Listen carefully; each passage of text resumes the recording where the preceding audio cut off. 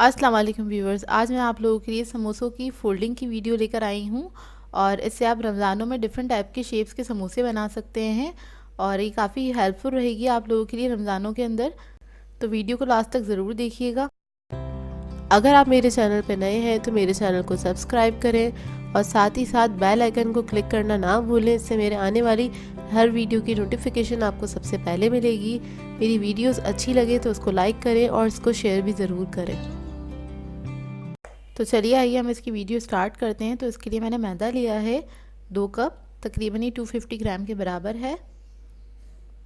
अजवाइन चाहिए हमें हाफ़ टी स्पून, नमक चाहिए हमें 1 टीस्पून और इसके लिए मैंने घी लिया है, मेल्टेड घी चाहिए हमें 4 टेबलस्पून। तो घी आप हमेशा मेल्ट करके ही मेजर करिएगा, इस तरह से लेना चाहिए और मैंने इसी स्पून से 4 टेबलस्पून इसको मेजर किया था। पानी चाहिए हमें एज रिक्वायर्ड। तो इसके लिए हम सबसे पहले डो बनाएंगे। मैं डो से आपको फोल्डिंग्स बताऊंगी और इसके अंदर मैंने अजवाइन, नमक और घी ऐड कर दिया है और इसको हाथ से मैं अच्छे से इसको मिक्स कर लूँगी।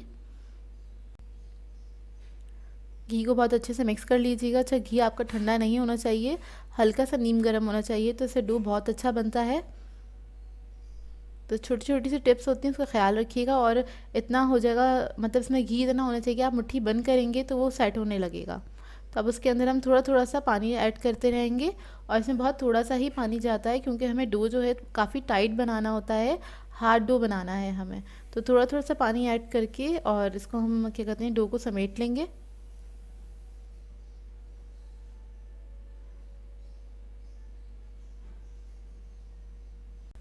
देख लीजिए आप, मैंने कितना कम कम पानी इस्तेमाल किया है इसके अंदर और ये हमारा डो तकरीबन सिमट गया है।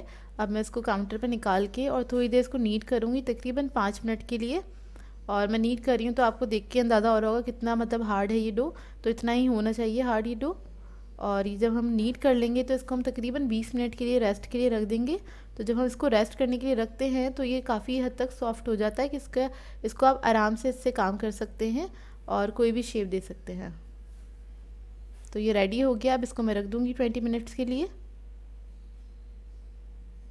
तो तकरीबन 20 मिनट हो गए हैं, इसको मैंने 20 मिनट के लिए रेस्ट के लिए छोड़ दिया था और ये देखिए कितना सॉफ्ट हो गया है ये डो।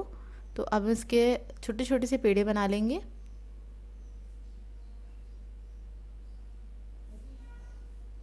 अच्छा, मैंने इसमें से एक पेड़ा लिया है छोटा सा और उसको मैं बेलूँगी। अच्छा, इसमें मैं कोई कटर वगैरह यूज़ नहीं कर रही हूँ, तो सारी फोल्डिंग्स जो भी हैं वो मैं इसी तरह से आपको बेल के और क्या कहते हैं बनाना बताऊँगी। तो ये हमारी पहली फोल्डिंग है, तो इसको मैंने थोड़ा सा बेल लिया है, राउंड शेप में ही बेलना है मुझे, थोड़ा सा ओवल होगा ये। तो मैं पहला जो आपको शेप बता रही हूँ, जो हमारा नॉर्मल समोसा होता है, जो हम बचपन से खाते आ रहे हैं, आलू का समोसा, तो मैं उसकी आपको फोल्डिंग बता रही हूँ। स्टार्ट मैंने इसी से किया है क्योंकि सबसे ज़्यादा फेमस समोसे की मतलब जो शेप है वो यही है, इसी से जाना जाता है कि ये समोसा है, इस शेप से। अच्छा, ये मैंने बेल लिया है और इसके लिए हमें बिल्कुल राउंड नहीं बेलना होता है, हमें थोड़ा सा ओवल शेप चाहिए होता है ताकि हमें एक डी शेप मिल जाए, ताकि उससे हम समोसा बना सकें। अब उसको बीच में से मैंने कट कर लिया है नाइफ़ से। ये देखिए डी बन गया है, प्रॉपर डी होना चाहिए।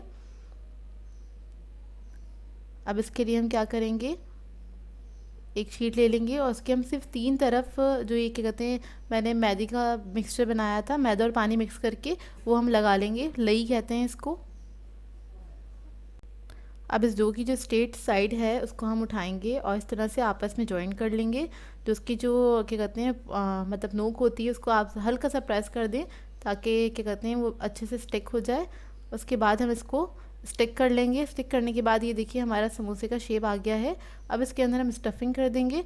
तो फिलिंग्स जो है मैं आपको सिखा चुकी हूँ, तो आप मेरी पहले वाली वीडियो देख सकते हैं मेरे चैनल पर जाके। तो मैं इसके अंदर आलू की फिलिंग है वो ऐड कर रही हूँ और फिलिंग बहुत ज़्यादा नहीं होनी चाहिए और बहुत कम भी नहीं होनी चाहिए, इतना उसमें जगह छोड़नी चाहिए कि आप इसको इस तरह से स्टिक कर सकें। और ये देखिए इसको बस हमने स्टिक कर दिया और हमारा जो शेप है समोसे का वो रेडी हो गया है, जो आलू के समोसे का शेप होता है। तो इसको आप इस तरह से बना के रख सकते हैं।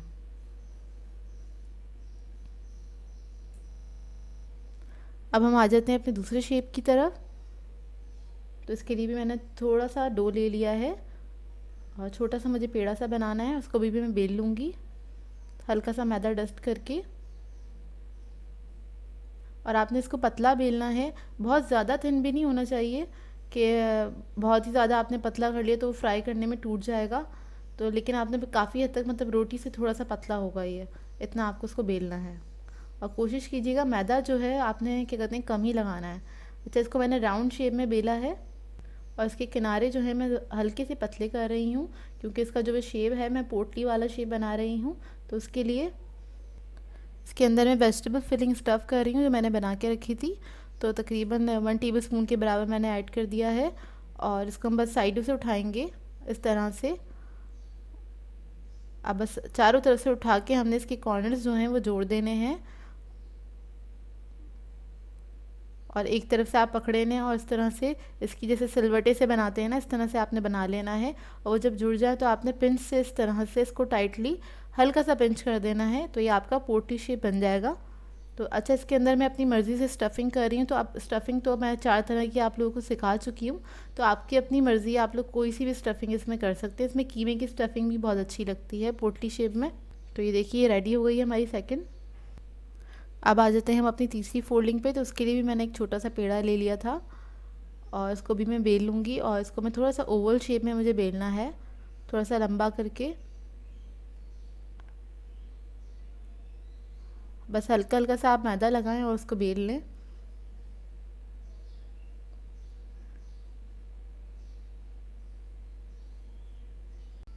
और ओवल करने के बाद इसको मैंने साइड से भी थोड़ा सा चौड़ा कर लिया है, इस तरह से देखें आप शेप उसका हम बना लेंगे। अब इसके लिए हम स्टफ़िंग ले लेंगे। तो मैं चिकन स्टफ़िंग ले रही हूँ, इसके लिए चिकन वेज स्टफ़िंग है। और उसको मैं रख लूँगी इस तरह से तकरीबन 1 टेबल स्पून।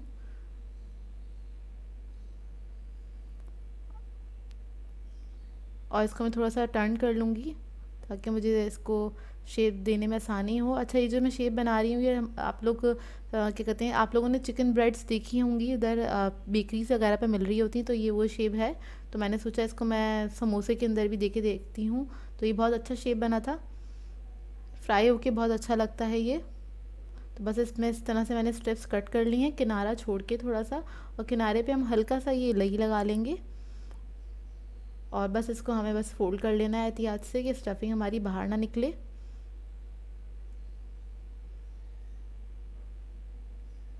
इसको मैंने फ़ोल्ड कर लिया इस तरह से और हल्का सा हाथ से प्रेस कर लीजिएगा। और जिसके जो कॉर्नर्स हैं उधर भी मैं हल्की सिलाई लगा के इसको सील कर दूँगी।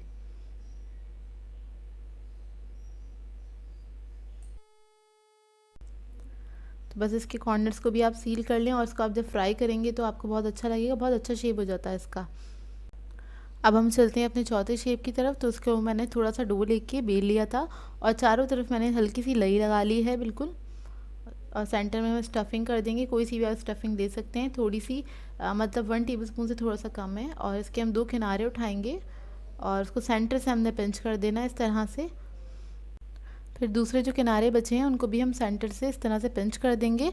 और जो ये बाकी की जो जगह बची है इसको हम सील कर देंगे, मतलब इसको स्टिक कर देंगे एक दूसरे से, ताकि जो हमारी स्टफ़िंग है वो बाहर ना निकले। ये शेप भी बहुत ही अच्छा बनता है, फ्राई होके बहुत ही अच्छा लगता है। तो आप लोग इसको ज़रूर बनाइएगा और अपना फ़ीडबैक दीजिएगा मुझे। तो ये रेडी हो गया है। अब हम चलते हैं अपने पांचवें शेप पे। तो उसके लिए भी मैंने थोड़ा सा डो ले लिया था और उसको मैंने बेल लिया है, बेल रही हूँ अच्छी तरीके से। और इसको भी मुझे राउंड शेप में ही बेलना है। और उसके मैं एक तरफ डी शेप में मैं क्या कहते हैं थोड़ी सी लई लगा दूँगी। ये डी शेप समोसा बना रही हूँ मैं। ये क्या कहते हैं मोस्टली आपको बेकरीज पे मिलते हैं। तो इसके अंदर मैं कीमे की फिलिंग कर रही हूँ, उसमें कीमे की या फिर चिकन के कीमे की फिलिंग हुई हुई होती है। और इसको हम बस इस तरह से सील कर देंगे। फिर फोक से इसके कॉर्नर पे इम्प्रेशन दे देंगे इस तरह से। तो ये बहुत खूबसूरत सा डिज़ाइन बन जाता है। और ये भी हमारा शेप रेडी हो गया है। अब हम आ जाते हैं अपने सिक्स शेप पे। तो उसके लिए मैंने डो को बेल लिया था थोड़ा सा पेड़ा लेके छोटा सा। और उसको मैं कटर से कट कर रही हूँ, क्योंकि ये छोटे साइज़ के होते हैं समोसे और ये डी शेप समोसा है। और मैं आप लोगों को इसमें क्या कहते हैं वो गुजिया वाला जो स्टाइल होता है वो बनाना बता रही हूँ। इसमें मीठे समोसे भी मिल रहे होते हैं मार्केट में और इसमें नमकीन समोसे भी मिल रहे होते हैं। तो स्टफ़िंग आप अपनी मर्ज़ी से इसमें कर सकते हैं। और ये बहुत छोटे साइज़ के होते हैं, तकरीबन बाइट साइज़ के होते हैं ये समोसे। तो इसके लिए हम बस इसको हमने सील कर देना है डी शेप में। तो बस इसके अंदर पिंच एंड फोल्ड की टेक्निक यूज़ होती है और इसको बस हम पिंच करेंगे और इसके कॉर्नर को फोल्ड कर देंगे। इसी तरह से बस हम करते जाएंगे, पिंच करेंगे और हल्का सा इसको फोल्ड कर देंगे। तो आप देख लीजिए इसके कॉर्नर्स को मैं किस तरह से सील कर रही हूँ। ये भी बहुत खूबसूरत डिज़ाइन बनता है इसका शेप बहुत खूबसूरत बनता है और बहुत आसान है। तो ये आप बाइट साइड्स समोसे बनाएं तो इसके अंदर आप ये शेप बना सकते हैं, बहुत खूबसूरत आता है इसका डिज़ाइन। तो बस हमारी ये वाली भी जो फोल्डिंग थी ये रेडी हो गई है। तो आप लोग इसको ट्राई ज़रूर कीजिएगा और अपना फीडबैक दीजिएगा। आई होप आप लोगों को ये वीडियो समझ में आ रही हो। तो हम चलते हैं अपने दूसरे शेप की तरफ। तो इसके लिए भी मैंने हल्का सा ओवल शेप में इसको बेल लिया है, थोड़ा सा पेड़ा लेके, और इसके अंदर मैं स्टफिंग कर दूँगी इस तरह से। 1 टेबलस्पून मैंने स्टफिंग करी है और ये मैं टॉफ़ी शेप बना रही हूँ, बहुत खूबसूरत बनता है ये। तो इसकी मैं किनारा 1/2 इंच का छोड़ के और इस तरह से स्ट्रिप्स इसकी कट कर लूँगी। बस आपने इसकी सेंटर से स्ट्रिप्स जो हैं वो कट करनी है। इसके कॉर्नर्स जो हैं 1/2 इंच आपने छोड़ देने हैं और जहाँ पे मैंने डो रखा है वहाँ पे हमने मतलब स्टफिंग रखी है वहाँ पे मैंने स्ट्रिप्स इसकी कट नहीं करी है। बस कॉर्नर पे हमने हल्का सा चारों तरफ इसके वो लगा लेंगे, लई लगा लेंगे इस तरह से। एक तरफ इसकी छोड़ दी है मैंने जहाँ पे मैंने स्टफिंग रखी हुई है और फिर इसको बस हम इसको फोल्ड कर लेंगे, टाइटली इसको फोल्ड कर लें। और उसके बाद जिस तरह से टॉफ़ी होती है उसके कॉर्नर्स को हम हल्का सा ट्विस्ट कर लेंगे। तो ये देखिए ये शेप भी हमारा रेडी हो गया है। और अब हम आ जाते हैं अपने दूसरे शेप की तरफ। तो उसके लिए मैंने डो को बेल लिया है ओवल शेप में और ये मैं क्रोसेंट वाला शेप बना रही हूँ। तो इसके लिए मुझे एक ट्रायंगल चाहिए, मतलब लंबा सा ट्रायंगल चाहिए। इसके लिए मैं कट कर लूँगी ट्रायंगल शेप में। बस आप इसको कट कर लें नाइफ से इस तरह से, तो आपका ट्रायंगल निकल आएगा बहुत आसानी से। अब इस ट्रायंगल के बिल्कुल सेंटर से 1/2 इंच का मैंने कट लगा लिया है और इसके ऊपर हम छोटी सी मतलब बहुत थोड़ी सी स्टफिंग रखेंगे 1 टीस्पून के बराबर, क्योंकि ये बहुत छोटा सा शेप बनता है, बाइट साइज़ बनता है ये शेप। और इसको हम जिस तरह से क्रोसेंट्स वगैरह हम बनाते हैं उसको हम इस तरह से ट्विस्ट कर लेंगे, उसको फोल्ड कर लेंगे। और मैंने आगे टॉप पे हल्की सी लई लगा ली है। देखिए बस इसको हमने इस तरह से फोल्ड करना है और इसके कॉर्नर्स जो है इसको हमने मिला देना है इस तरह से, थोड़ा सा डी शेप बना के और उसको पिंच करके हमें जॉइन कर देना है। तो ये एक हमारा छोटा सा क्यूट सा शेप रेडी हो गया है। अब हम आ जाते हैं अपने लास्ट शेप पे। तो उसके लिए मैंने डो ले लिया था, उसको ओवल शेप में मैंने बेल लिया है और इसमें मैं थोड़ी सी स्टफिंग रख दूँगी। ये मैं सिंपल टॉफ़ी शेप बना रही हूँ और ये बहुत जल्दी तैयार हो जाता है। इसके लिए बस चारों तरफ हमने थोड़ा सा क्या कहते हैं ये लई लगा देनी है, 3 तरफ लगानी है ये।